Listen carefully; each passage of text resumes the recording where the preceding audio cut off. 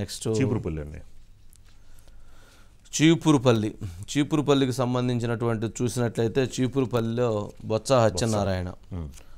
సత్యనారాయణ కళా వెంకట్రావు గారి మధ్య రాజకీయ యుద్ధం సార్ కదా.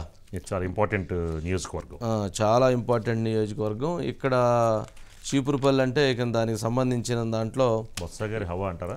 2004, 2009, 2019లో 3 సార్లు ఆయన అక్కడి నుంచి కంటెస్ట్ చేసి గెలుపొందారు. మధ్యలో 14లో మాత్రం మృణాలిని గారు అక్కడి నుంచి గెలుపొందినటువంటి పరిస్థితి ఉంది. దాదాపు చీపురుపల్లిలో ఈసారి చాలా ఫైట్ ఉన్నప్పటికీ కూడా గెలుపు బొత్స సత్యనారాయణ గారి పైన అవకాశం ఉంది. ఎందుకనంటే కళా వెంకట్రావు గారు హెచ్చర్ల నుంచి ఆయన రావటం జరిగింది, బట్ ఆలస్యమైంది. అదే కనుక ఒక 6 నెలల ముందు అక్కడ నుంచి కనుక వారు ప్రయత్నం చేస్తున్నట్లయితే, కష్టపడినట్లయితే వారికి కళా వెంకట్రావు గారికి అవకాశం ఉండేది. బట్ ఇప్పటికీ కూడా ఆయన వచ్చిన దగ్గర నుంచి మామూలుగా బొత్స సత్యనారాయణ గారు భారీ మెజారిటీతో గెలవాలి.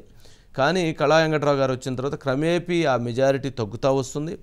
బొత్స సత్యనారాయణ గారికి కూడా ఊహించినటువంటి షాక్ తగిలేటువంటి అవకాశం కూడా లేకపోలేదు.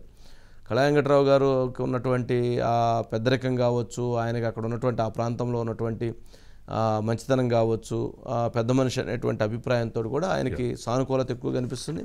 యాక్చువల్లీ చీపురుపల్లి తెలుగుదేశం పార్టీ కంచుకోట ఒక రకంగా, కానీ అక్కడ సరైనటువంటి అభ్యర్థిని ఇప్పటివరకు కూడా నిలబెట్టకపోవడంతో అక్కడ బొత్స సత్యనారాయణ తన పాగా వేసుకొని ముందుకు వెళ్తూ ఉన్నారు. అయితే అక్కడ కనుక కిమిడి నాగార్జున కనుక కంటిన్యూ అయ్యి అతనికే ఇచ్చినా కానీ కొంత వేరుగా ఉండేటువంటి పరిస్థితులు ఉండేవి. అతను చాలా కష్టపడ్డాడు, ఫైట్ చేశాడు, రాజకీయంగా తాను బొత్స సత్యనారాయణని ఎదుర్కొనే విధంగా ముందుకు వెళ్ళాడు. కానీ కొన్ని సమీకరణాల దృష్ట్యా, కొన్ని ఆర్థిక పరిణామాలు కావచ్చు, లేకపోతే అక్కడ ఉన్నటువంటి ఇతర అంశాలు కావచ్చు, వాటి దృష్ట్యా అక్కడ గంటా శ్రీనివాసరావుని ఫైట్ చేపిద్దాం అనుకున్నారు. గంటా శ్రీనివాసరావు అయినట్లయితే ఖచ్చితంగా బొత్స ఓటమి జరిగేదనేటువంటి భావన ఏర్పడింది.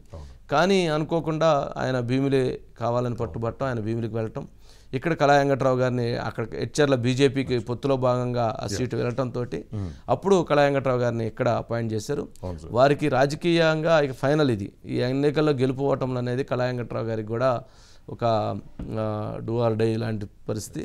కాబట్టి ఆయన ఖచ్చితంగా ఈ యుద్ధాన్ని తీసుకెళ్తున్నారు. ప్రస్తుతానికైతే అతి తక్కువ మెజారిటీతో బొత్స సత్యనారాయణ గారికి ఎడ్జ్ ఉంది.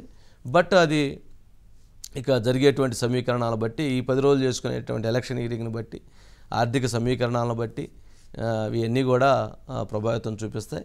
ప్రస్తుతం కళా వెంకట్రావు గారికి కూడా కిమిడి నాగార్జున బలంగా సపోర్ట్ చేస్తున్నారు. ద్వారా కూడా కొంత ఎఫెక్ట్ అయ్యే అవకాశాలు ఉన్నాయని చెప్పి కూడా వస్తున్నాయి. చిన్న శ్రీను అంటే ఆయన చేయట్లేదు అని అంటున్నారు కానీ బట్ ఎక్కడా బయటపడేటువంటి పరిస్థితులు కాదు. బయటపడకుండా ఎవరికి వాళ్ళు దాన్ని ఆ ప్రాంతాన్ని ఇది చేస్తూ ఉంటారు. ఆ రకంగా కొంత రాజకీయంగా అది చూడాల్సినటువంటి అంశం.